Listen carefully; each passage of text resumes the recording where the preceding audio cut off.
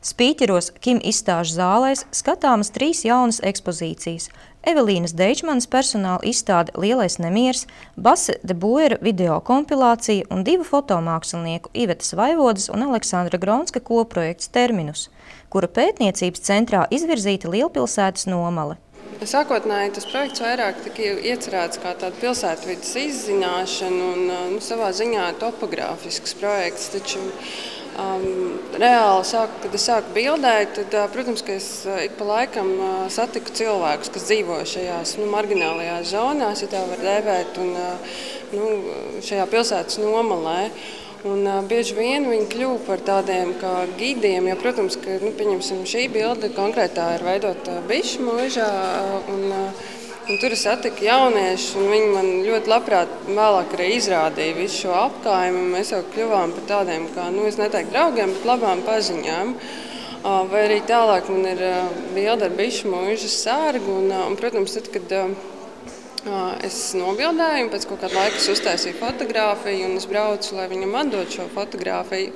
Tad man nošokēja tāda lieta, ka tur fonā bildē redzama būdiņa, un es domāju, ka tā ir viņa tā kā, darba telpa, bet patiesībā viņš tur reāli arī dzīvoja, un to būdiņu šis durvis atvēra sieva, kas bija ar salauztu kāju uz gultas un ieaicināja mani iekšā, un mēs sākām runāt. Man, protams, kā ārkārtīgi šokēja šie dzīves apstākļi, kuros viņš dzīvoja. Aleksandra Gronska fotogrāfijas sērija Pastorāli sniedz savu versiju par idilliskas ainavas iespējamību mūsdienās un ir tapusi Maskavā.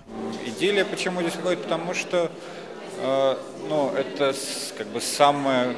Для большинства людей окраины – это первое место, где они как-то, встречаются с... Kāpēc idille? Nomale vairumam cilvēku asociējas ar neskartu dabu un tās izpausmēm, ar to, ko cilvēks nav pārveidojis. Manī tas uzjunda domas par romantisku ainavu, Pastorāli. Patiesībā pilsētas nomale nav idille, un tajā, ko daru, ir liela daļa ironijas. Man tiešām patīk šīs ainavas un ir interesanti tās pētīt, tieši kā robežu telpu. Главная моя задача, мне действительно нравятся эти пейзажи, и мне действительно интересно их исследовать. Evelīnas Deičmanas izstādē Lielais nemiers apskatāms mākslinieces darbs Pārejošās bēdas, kurš ticis izstādīts Venēcijas bienālē, un tēmu turpinošās skaņas instalācijas. Akordeona darba nosaukums ir 2 variācijas par pārejošām bēdām. Tāda akordeona pūš un elš. Es tā kaut kā, varbūt tā pēc tam radot to darbu piefiksēju, kad aizvien vairāk silts laiks un kā tā parādās cilvēki, kas uz ielām, kas savu izdzīvošanu pelna tieši ar akordeoniem. Tā, kad pieturā un vēl tur es redzēju vēl. Lūk, un es ar savu mašīnu varu 2 acis nošaut par 1 šāvienu.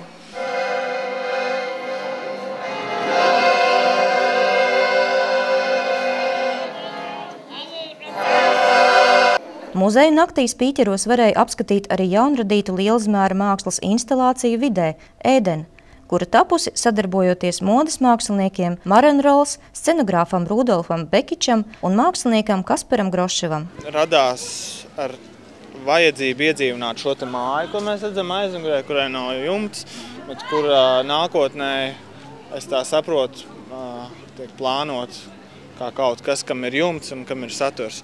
Un tad, laikam, šis ir viens no pirmajiem vai pirmais mēģinājums kaut kādu saturu tur tajā visā ieviest. Un tā ideja tur bija par ēdeni un principā tāds kā hotels ēdeni. Un tas, ko mēs redzam no tur, kur stāv cilvēki, tas ir, kā to sauc latviski, reception. Tur, kur ieriķitrējās viesi un tad dodas iekšā viesnīcā un tur ir numuriņi, man liekas, kādi 4. Un viņi var tur visu apstīties. Bija galvenā doma par koridoru un par tām kaut kādām bailēm, slēdzenēm, neskaitāmām kaut kādām ejām. Galvenais ir koridors, no kura tu centies sasniegt to ēdienu, reizēm tev liekas, tas pat neiespējami, tik daudz grūtības apkārt telpa paliek arvien mazāk, kamēr tu kaut kā tur atrod to. Savukārt, mans devums šajā visā ir tāds skaņas veidošana, tam visam tāds skaņu celiņš. tā kā tā ir ēdena, tad visa skaņa ir veidota no pirmelementiem, kas ir cilvēku balss. Cilvēku balss un vispār cilvēku skaņas. Jo pieņemsim, kad instrumenti vēl nav izgudroti, vēl Ādams vēl nav uztaisījis tur vijoli no ābola koka. Jā, tātad šī ir 1 gada jubileja Kimam, kas šeit jebkuram ir svarīga diena, bet jo īpaši svarīga šī diena Kimam ir tāpēc, ka šis ir faktiski tāds brīdis, mēs varam teikt, Kims ir kaut kādā ziņā sasniedzis briedumu stadiju, proti, kad ir pārliecība par to, ko mēs darām, ka ir ļoti skaidri nākotnes plāni, ka ir gandarījums par padarīto, kad ir lieliski darba rezultāti. Līdz ar ko, faktiski tā ir ne tikai formāli 1 gada jubileja, bet es domāju, ka tas ir tāds, jaunas, ļoti stabils un daudzsološs nākotnes sākums. Ekonomikas augstskolas studentu pop-up veikals iespējams turpinās sadarbību ar Kim arī turpmāk. Mēs šobrīd atrodamies pop-up veikalā, ko mēs izveidojam ar Rīgas ekonomikas augstskolas tādu izvēles priekšmetu palīdzību biznesa reaktors. Un mūsu galvenais koncepts bija tāds, ka mums bija klients Kim, Latvijas laikmatīgās mākslas muzejs, un viņi palūdza mums izveidot kaut kādu biznesa projektu, kā iepazīstināt cilvēkus un arī pie viena palielināt tā muzeja budžetu.